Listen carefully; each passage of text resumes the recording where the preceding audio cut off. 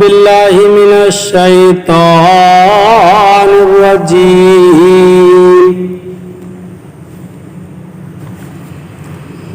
بسم اللہ الرحمن الرحیم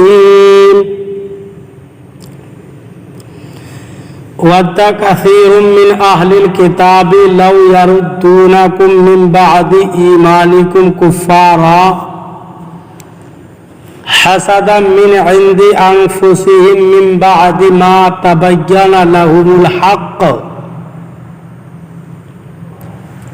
فَاعْفُوا وَاصْفَحُوا حَتَّى يَأْتِيَ اللَّهُ بِأَمْرِهِ إِنَّ اللَّهَ عَلَى كُلِّ شَيْءٍ قَدِيرٌ۔ ترجمہ کنز الایمان۔ اللہ کے نام سے شروع جو نہایت مہربان رحم والا۔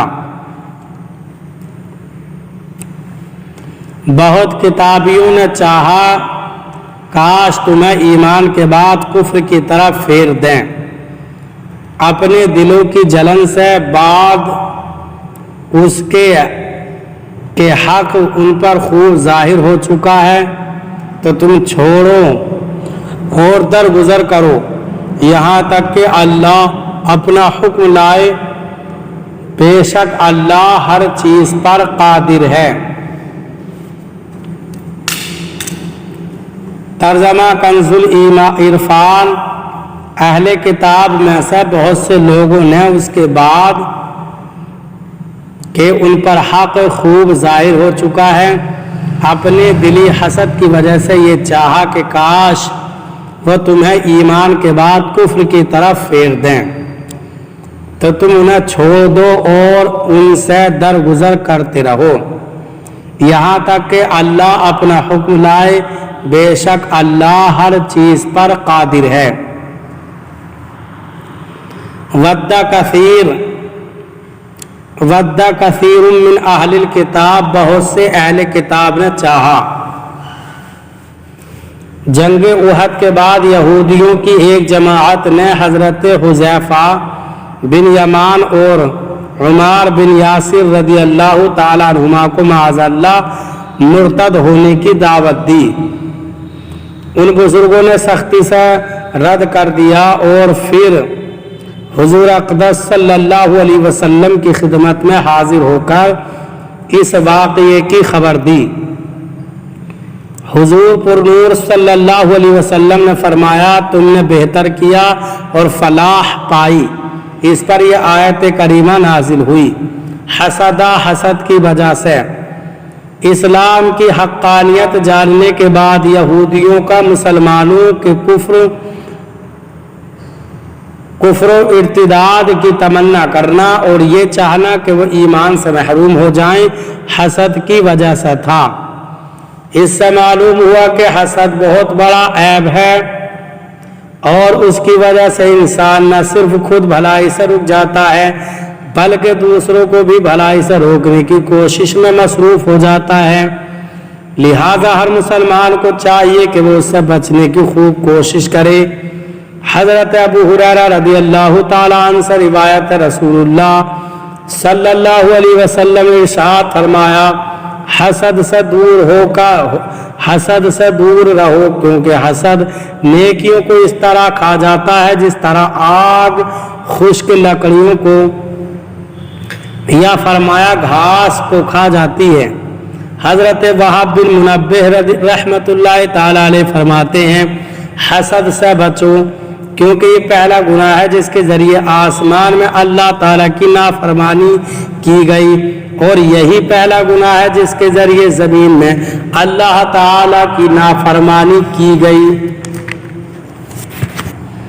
یاد رہے کہ حسد حرام ہے، البتہ اگر کوئی شخص اپنے مال و دولت یا اثر و وجاہت سے گمراہی اور بے دینی پھیلاتا ہو تو اس کے فتنے سے محفوظ رہنے کے لیے اس کی نعمت کے زوال کی تمنا حسد میں داخل نہیں اور حرام بھی نہیں۔ فَعَفُوا تم معاف کرو، कुफार के साथ जंग के जरिए बदले लेने के बजाय नरमी की तमाम आयत का यह हुक्म है कि वो जिहाद की आयतों से मनसूख हैं, जैसा इस हुक्म के आखिर में खुद फरमाया, यहाँ तक कि अल्लाह अपना हुक्म लाए और वो हुक्म जिहाद और क़िताल का है। व अक़ीमुस्सलात व आतुज़्ज़काह व मा तुक़द्दिमू लिअन्फुसिकुम मिन खैरिन तजिदूहु इंदल्लाह इन्नल्लाह बिमा तअमलून बसीर। तर्जमा कंजुल ईमान, और नमाज कायम रखो और ज़कात दो और अपनी जानों के लिए जो भलाई आगे भेजोगे उसे अल्लाह के यहाँ पाओगे। बेशक अल्लाह तुम्हारे काम देख रहा है। तर्जमा कंजुल इरफान, और नमाज कायम रखो और ज़कात दो और अपनी जानों के लिए जो भलाई तुम आगे भेजोगे उसे अल्लाह के यहाँ पाओगे। बेशक अल्लाह तुम्हारे सब काम देख रहा है। व अक़ीमुस्सलाह, और नमाज कायम करो। यहाँ मुसलमानों को अपनी इस्लाह नफ्स का हुक्म दिया जा रहा है। इससे मालूम हुआ कि आदमी किसी भी दीनी या दुनियावी अहम काम में मसरूफ़ हो, उसे अपने नफ्स की इस्लाह से गाफिल नहीं होना चाहिए। ऐन हालत जिहाद में भी नमाज खौफ का हुक्म मौजूद है। तलाक़ के मसाइल बयान करते हुए भी अल्लाह ताला ने नमाज और तक़वा के अहकाम बयान फरमाए हैं। लिहाजा अगर कोई नेकी की दावत में या इल्म दीन के हुसूल या किसी दूसरा अहम दीनी काम में मशगूल है तो उसे अपनी इस्लाह से गाफिल नहीं होना चाहिए।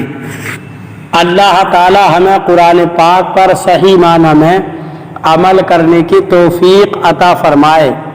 बरादरान इस्लाम, आप तमाम ही हजरात से गुजारिश की जाती है कि ख़ुद भी कुरान पाक की तिलावत, तर्जमा और तफसीर समाअत कीजिए और अपने अजीज़ व अकारिब और रिश्तेदारों को भी शेयर कीजिए ताकि आप इसके ज़रिए सदक़ाए जारिया के मुस्तहिक़ हो जाएं।